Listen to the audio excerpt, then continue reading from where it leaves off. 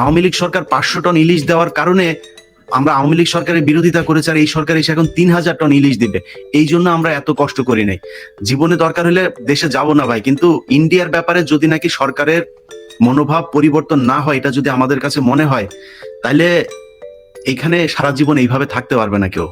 আমরা বাংলাদেশে doctor Mohammad ইউনূসকে mother Teresa কিংবা অ্যাটলিস্ট ওই কি বলে মালয়েশিয়ার যে মাহাতির মোহাম্মদ, এই জায়গায় দেখতে চাই। এবং আমার বিশ্বাস, আমি এখনো স্বপ্ন দেখি ডক্টর মোহাম্মদ ইউনূস ওই জায়গাতেই থাকবেন।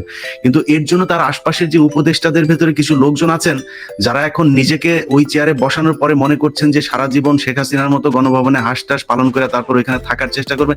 এটা কিন্তু বাংলাদেশের ইতিহাসে সম্ভব না, আগেও পারে নাই, আর এখন তো সম্ভবই না। কারণ খুব নিকট অতীতে এমন একটা উদাহরণ মানুষের সামনে আছে না, কেউ চাইলেও ওইভাবে থাকতে চাইতে চাবে না। আর বাংলাদেশে আপনি যত কিছুই বলেন, আপনি আপনার মানে মন্তব্য আপনার, আমার মন্তব্য আমার, আমি মনে করি যে বাংলাদেশে একটা বিশাল জনসংখ্যা বিএনপি এবং আওয়ামী লীগ করেন, জামায়াত করেন, তাদেরকে মানে এত সহজে মুছা ফেলা সম্ভব না। তারা আসবে এবং তারাই রাজনীতি করবে এই দেশে। এটা মাথায় রেখে আপনাদেরকে এমন কাজ করতে হবে, যদি তাদেরকে বিট করতে চান তাহলে সেই কাজগুলি করতে হবে যেটা জনগণ চায়। কিন্তু আমার মনে হয় আপনারা যেটা বলছেন ব্যর্থতা, সেই পরিকল্পনাই নেই। আপনি বলেন ঢাকা শহরের আশপাশে যে নদীগুলো উদ্ধার করতে হবে, আরে ভাই স্বাভাবিক তত্ত্বাবধায়ক সরকার আসলেও তো ভাঙচুর করে, এই সরকার এসে সেটাও করে নাই। মানে এই নদীগুলো তো উদ্ধার করা দরকার, তাদের বিশাল ক্ষমতা এই সরকারের, কোনো স্বাভাবিক পরিস্থিতিতে না করে নাই। আপনি দেখেন এই গত কয়েকদিনে পাহাড়ে যে ঘটনাগুলো ঘটছে, পাহাড়ে এই আপনার আনসার ফিল আল শারকিয়া, আমি নামটা সবসময় বলতে পারি না ঠিক মতো, এই যে দলটাকে আপনার করা হচ্ছে, জামায়াতুল আনসার ফিল শারকিয়া, হিন্দাল শারকিয়া, এই দলটাকে নিয়ে এর আগে প্রথম আলো, ডেইলি স্টার এবং র্যাব আর সিটিটিসি এবং সরকারের কিছু গোয়েন্দা সংস্থা মিলে তারা সেখানে তাদেরকে ধ্বংস করতে গেল। তাদের কেন গেল জানেন? এই কথাগুলো এতদিন বলতে পারি নাই, আজকে বলছে এই কথাগুলো। এরা কুকি চীনের সাথে হাত মিলিয়েছিল, এই অভিযোগ তারা দিয়েছে। আচ্ছা মনে করেন মিলেল, আমি ওইটার কোনো আমি যেহেতু মানে জাজ না, আমি কোনো রায় দিচ্ছি না, আমার কাছে আসা যে তথ্য, সেই তথ্যগুলো বলি। যে মনে করেন যে তারা তাদের সাথে হাত মিলিয়েছিল, এখন মাথায় রাখতে হবে যে কুকি চীন কারা। ওকে, কুকি চীন হচ্ছে ওইখানে অস্ত্রবাজি করে, তারা সেখানে অবৈধ আর্মস ক্যারি করে, তারা এই দেশের ব্যাপারে, আমাদের ব্যাপারে হুমকি দিয়েছে, এই সেই। আচ্ছা তাইলে জেএসএস কারা, সন্তুলারমা কারা, বীর বাহাদুর কারা, ইউপিডিএফ কারা? তারা কি ওইখানে কি নামাজ পড়ায় আর রোজা রাখে খালি? তারা তাদের অত্যাচারে ওইখানে বাঙালিরা দোকানপাট করতে পারে না, ব্যবসা চালাইতে পারে না। এক এক দোকানকে 3 গ্রুপ 4 গ্রুপ এগুলো চাঁদাবাজি করছে, তারা টাকা দিতে বাধ্য। সেনাবাহিনী যাইতে পারে না সেখান থেকে সেনাবাহিনীকে আপনার উইথড্র করা হলো, এই আওয়ামী লীগ সরকার করেছে। এখন বাংলাদেশের যেই গোয়েন্দা সংস্থা বলেন কিংবা এখন যারা উপদেষ্টা, তারা তো দেশের জন্য এসে, তারা তো আওয়ামী লীগের মতো কোনো দেশের দালালি করে না। মনে হচ্ছিল যে ভারতকে প্রতিহত করতে পারে এমন একটা সরকারি হয়তো এসছে, কিন্তু বাস্তবে নমুনাটা দেখছি না। গোয়েন্দা সংস্থার এখন সবচাইতে বড় কাজ ছিল সেখানে ইউপিডিএফ, জেএসএস সহ পাহাড়ি যেসব বাহিনীগুলো আছে তাদেরকে নির্মূল করা এবং তাদেরকে অস্ত্র মুক্ত করা। সেটা না করে কয়জন পাহাড়িকে কি করেছে সেগুলো নিয়ে ব্যাপক আকারে আপনার করছে, মানে এমন মায়া কান্না দেখাচ্ছে, মনে হচ্ছে যেন তারা আরেক দেশের মানুষ, আমরা আরেক দেশের মানুষ, ওইখানে যায় তাদের উপরে হামলা করেছে। আরে ভাই আমার দেশ সেটা, ওইখানে যাইতে হলে কি আমার ভিসা লাগবে নাকি? বাংলাদেশের মানুষ কোথায় বাড়ি করবে, কোথায় দোকান করবে, সেটা পাহাড়ি একজনের কাছে জিজ্ঞেস করতে হবে নাকি? কিন্তু সেটা কারা করে?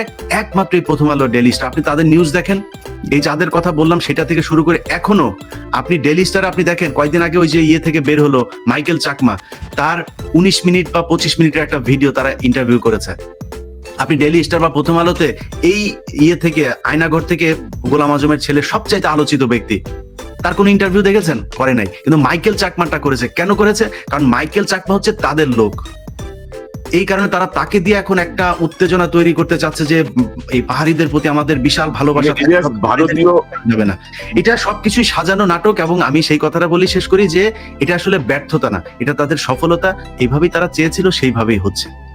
মানে ভারতীয় যে চাকমা সংগঠন, বাংলাদেশের পার্বত্য এলাকার চাকমা সংগঠন, এরা কিন্তু খুব খারাপ রোল প্লে করছে। কিন্তু ভাই আরাকান আর্মি অলরেডি সেখানে ঢুকে গিয়েছে। তারা ওই যে ঘোষণা আপনি শুনছেন না যে 900 জন ইন্ডিয়াতে ঢুকেছে, 900 জন ইন্ডিয়াতে ঢুকেছে। আমাদের এখানে ঢুকে নেই, আমাদের গোয়েন্দা সংস্থার কোনো রিপোর্ট নাই, ইভেন আইএসপিআর থেকেও কোনো বিবৃতি নাই এখন পর্যন্ত, কোনো পত্রিকা নাই, টেলিভিশন নাই। 900 ওইখানে ঢুকেছে। কনক ভাই আমি বললাম, আমি আপনাকে জেনে বলছি, অন্তত কম পক্ষে 2000 আরাকান আর্মি এখন ওইখানে ঢুকেছে, একদম অস্ত্র সহ। এবং তারা চাইছে, তাদের দেখতে চেহারা এক, ভাষা এক, সবই এক। নোবডি নোজ হু ইজ আপনার আরাকান আর্মি আর হু ইজ আপনার ওইখানকার উপজাতি। এই ব্যাপারে কোনো আলোচনা আমাদের মনে হয় কি, আমাদের আসলে আমরা যেভাবে আসলে পজিটিভলি সমর্থন করতে চাচ্ছি, আমার মনে হয় না আমরা খুব বেশি দিন এই ধারাটা ধরে রাখতে পারবো। তাদেরকে আমাদের তাদের তথ্য সামনে নিয়ে আসতে হবে। They are doing what they want. Right. এটা তারা খুব ভালো করে জেনেই তারপরে করছে। মাহমুদ ভাই যে কথাটা বলেছেন এই জিনিসটা নিয়ে আমি আমার একটা ভিডিওতে কথা বলেছি, যে ঢাকা বিশ্ববিদ্যালয়ের যে ছেলেটাকে মারলো, আপনি দেখেন যখন প্রচন্ড আন্দোলন চলছিল আমরা এখানে, এবং ইভেন কি এখানে অনেক আওয়ামী লীগের লোককে আমি দেখেছি যে তারা খুব কষ্ট পেয়েছে, মানে প্রকাশ্যে কথা বলতে পারছে না ইয়ের পক্ষে, মানে আওয়ামী লীগের পক্ষে এসে। কারণ হচ্ছে ওই সময়টা ভয়ঙ্কর একটা পরিস্থিতি, মানে শেখ হাসিনা যে হত্যাযোগ্য এবং ছোট ছোট বাচ্চাদের উপরে যে গুলি চালিয়েছে, এটা এই পৃথিবীর ইতিহাসে আমার মনে হয় এর চেয়ে নৃশংসতম ঘটনা, মানে এই অদূর অতীত, যেটা যদি নিকট অতীতের কথা চিন্তা করি, এটা ঘটে নাই। তো ওই সময়টাতেও স্টুডেন্টরা যখন একজন পুলিশকে ধরছিল, সেই পুলিশকে ধরে কিন্তু তারা মারছিল না, তারা কয়েকজন মারতে গেলেও ডাবল গিয়ে তাকে বাঁচাচ্ছিল। আওয়ামী লীগ, ছাত্রলীগ, যুবলীগের মতো এত নৃশংস এই ছাত্ররা না। যদি ওই পিটিয়ে কেউ মেরে থাকে, সেটার সাথে যাদের এই পিটিয়ে মারার অভ্যাস আছে, যারা এটার সাথে ইউজ টু, তারাই সেটা করেছে। এখন সেটা কিভাবে হইতে পারে? মাহমুদ ভাইয়ের এই কোশ্চেনগুলোর উত্তর যদি আনা যায়, সেখানে কিভাবে আসলো, কারা আনলো, কারা খেতে দিয়েছিল, কারা আবার তাকে পেটালো, এখনো পর্যন্ত রিমান্ডে কেন চাওয়া হচ্ছে না, তাদের ব্যাপারে কোনো জিজ্ঞাসাবাদ কেন হচ্ছে না, এই জিনিসগুলোর কোশ্চেনগুলো করা হচ্ছে না। এখন এটা কি জানে না? আপনি কালকে যেটা আপনার কাছে একটা ফাইল এসে বলছিলেন যে আপনার আমার এই যে জিনিসগুলো দেখেন খুব সূক্ষ্মভাবে, আমার যে আত্মীয় স্বজনের সাথে মনে করেন আমার জীবনে, মানে তাদের সাথে ওইভাবে সম্পর্ক নাই, মানে কয় বছর আগে কথা বলেছি সেটাও জানি না, জীবনে তার সাথে আমার একবার বা দুবার দেখা হয়েছে, সেই আত্মীয় স্বজনকে পর্যন্ত অমুক জেলার পুলিশ সুপার যেতে বলেছে, ওই চাঁদপুরের পুলিশ সুপার যেতে বলেছে, রংপুরের পুলিশ সুপার যেতে বলেছে, এসবির তখন যে চিফ সে যেতে বলেছে। তো তারা তো গোয়েন্দা তৎপরতা তো চালিয়েছে, তারা জানে যে কিভাবে এই তথ্যগুলো কালেক্ট করতে হয়, কিভাবে করতে হয়, তারা ওইটাই করছে যেটা তারা চায়। অতএব এই যে যেটা করছে এটা গোয়েন্দা ব্যর্থতা না, তারা তাদের গোয়েন্দাদেরকে দিয়ে একটা প্লট তৈরি করেছে। এবং আমি মনে করি শুধু এই ঢাকা বিশ্ববিদ্যালয়ে যে মারা গেল সেটাই না, আরো একজন ছাত্রলীগের মারা গেল, এবং যেসব জায়গাতে এই ঘটনাগুলো ঘটছে তারা তাদের লোকজনকে মেরে এরকম তৈরি করবে, হিন্দুদের বাড়ি ঘরে হামলা করা, ওই রানা প্লাজায় 17 দিন পরে রেশমাকে ঢুকিয়ে তারপর আবার বের করা, এইসব নাটকে তারা খুব সিদ্ধ, তারা এটা করতে পারে। অতএব আমি মনে করি এটা তারা চায়। এবং এই যারা কিনা আপনার উপদেষ্টা বলছেন, যে উপদেষ্টাদের ভেতরে কারো কারোর বিষয়ে আমি বিশেষ করে কথা বলি, ডক্টর মোহাম্মদ ইউনূস তো উনি সবসময় ভদ্র মানুষ, উনি কথাবার্তাও কম বলেন, ওইদিকে কানেকশন উনি কম রাখতেন, সবসময় ওনার সারা দুনিয়ায় বহু কাজ আছে, উনি সেগুলো নিয়ে ব্যস্ত থাকতেন। কিন্তু ধরেন যদি আমি একজনের নাম বলি, ডক্টর আসিফ নজরুল, ওনার ফেসবুকের একটা পোস্ট ভাইরাল হয়েছে, সেখানে তিনি আগে 2019 সালে বলেছিলেন যে 500 টন দিয়ে বিস্ময়কর বোধক চিহ্ন দিয়ে লিখেছে 500 টন পাঠানো হচ্ছে ভারতে।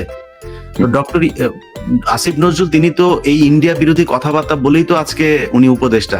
আসিফ নজরুলের যদি হিরো আলমের সাথে দাঁড় করায় দেওয়া হয়, আসিফ নজরুল পাশ করে আসতে পারবে ভোটে? আমি মনে হয় না যে সে পারবে ভোটে পাশ করে আসতে। সো কেউ যেন চেয়ার পাওয়ার পরে ভুলা যায় না, আসিফ নজরুল, আমি আপনাকে নিয়ে কোনো বাজে মন্তব্য করতে চাই না, বাট খুব ভালো করে জানি হু ইজ আসিফ নজরুল। আপনি কোত্থেকে উঠে আসছেন? আপনি কিছুদিন আগে দেলোয়ার হোসেন সাইদিকে আপনি একটা লিখেছিলেন 86-এ, যে একজন ধর্ম ব্যবসায়ীর উত্থান, সেটা লিখে কয়দিন আগে আপনি সেটা ক্লিয়ারিফাই করেছেন যে আপনাকে নাকি, ওর নাম কি ভাই, যে ঘাতক দালাল শাহরিয়ার কবির নাকি ওনাকে বুঝিয়ে এটা করেছে, উনি বুঝেন নাই, উনি তখন দুদু খান, উনি বুঝেন না কিছু, ওনাকে বুঝিয়ে এইভাবে শাহরিয়ার কবির ভুল বুঝিয়ে ওনাকে সেটা লিখিয়েছেন। তো আমরা সাংবাদিকতা করে এসেছি, আমরা জানি যে মাহমুদ ভাই একজন সম্পাদক, উনি যদি আমার মতো একজন রিপোর্টারকে যদি একটা অ্যাসাইনমেন্ট দিতেন যে ইলিয়াস এটা নিয়ে কাজ করবা, দেখো এটা কি, ওইটার তথ্য আমার কাছে সব, উনি হয়তো একটা আইডিয়া দিতে পারতো, বা ওনার কাছে কোনো এভিডেন্স থাকলে সেটা দিতে পারতো, ইলিয়াস এই যে দেখো এটা আছে, এটা নিয়ে দেখো। আমাকে ইনভেস্টিগেট করতে হয় যে আমি এটা নিয়ে কি বলবো, কি হবে, সেটার সম্পূর্ণ দায়িত্ব আমার। এখন আপনি বলছেন যে শাহরিয়ার কবির আপনাকে বুঝিয়েছে সেটা, তাহলে হাউ অ্যাবাউট ওই যে এই জাহানারা ইমামের সময় যখন করছিলেন, ঘাতক দালা নির্মূল কমিটির সাথে যখন করলেন, এগুলো আমরা জানি। আসিফ নজরুল আপনি কে? আপনার এই শিল্পকলা একাডেমিতে ডিজি করাতে, আপনি নিয়োগ দেওয়াতে, ওইদিকে আপনার শাশুড়ি শাওন আপনাকে কংগ্রাচুলেশন জানিয়ে ফেসবুকে স্ট্যাটাস দেয়। আমরা তো জানি শাওন তো সেই ব্যক্তি যে কিনা জীবনে মুক্তিযুদ্ধ দেখি নাই, পদ্মা সেতু দেখেছি বলে পোস্ট করি, কিন্তু সেই শাওন সে যে কিনা এই দেলোয়ার হোসেন সাইদি মারা যাওয়ার পরে যেখানে একজন আওয়ামী লীগের ছাত্রলীগের কর্মীরা পর্যন্ত তার পক্ষে পোস্ট করে পদ হারিয়েছে, সেদিন আপনি এই দেলোয়ার হোসেন সাইদিকে নিয়ে যে যে জঘন্য কুরুচিপূর্ণ ফেসবুকে পোস্ট করেছিলেন, সেটা এখনো পর্যন্ত ফেসবুকে আছে। তো সেই ব্যক্তি আপনার কার্যক্রমে খুব খুশি হয় এবং আপনাকে কংগ্রাচুলেট করেন।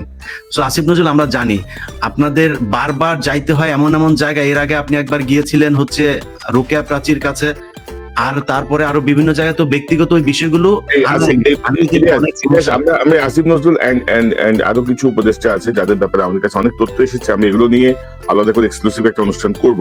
আমি আজকে এই বিষয়টা নিয়ে খুব বেশি দূর না যাই, এবং আমার মনে হয় যে ইউ আর কারেক্ট। এবং ধরেন যে আরেকটা বিষয় আমি আমি একটা বিষয় অ্যাড করি, যে ধরেন ঢাকা বিশ্ববিদ্যালয়ে যে ছেলেটাকে পিটিয়ে মারা হলো, প্রথম আলো সহ বেশ কিছু পত্রিকা, মানে যারা পিটিয়ে মারলো তারা কিন্তু ছাত্রলীগের নেতা কর্মী ম্যাক্সিমাম। কোথাও কিন্তু ছাত্রলীগের নামটা ব্যবহার পর্যন্ত করা হচ্ছে না। মানে আপনি দেখেন যে মানে পরিকল্পনাটা কত গভীরের পরিকল্পনা। মানে এটা যদি ধরেন জামাত শিবির ছাত্রদল হইলে কিন্তু ধরেন হুলস্থুল হয়ে যেত। কিন্তু না, আসিফ নজরুল আজকে উঠে আসছে কোথায়? আসিফ নজরুল তো এই ঢাকা বিশ্ববিদ্যালয়ের ছাত্রদের সাথে সে দু এক জায়গায় গিয়েছে, এই জন্যই তো আমরা তাকে পছন্দ করি, তাই না? ওইখান থেকে তার তো উচিত ছিল সেখানে ছাত্রদেরকে নিয়ে যাওয়া, কি হয়েছে, কি ঘটনা, কি কোনো ব্রিফিং নাই এটার ব্যাপারে।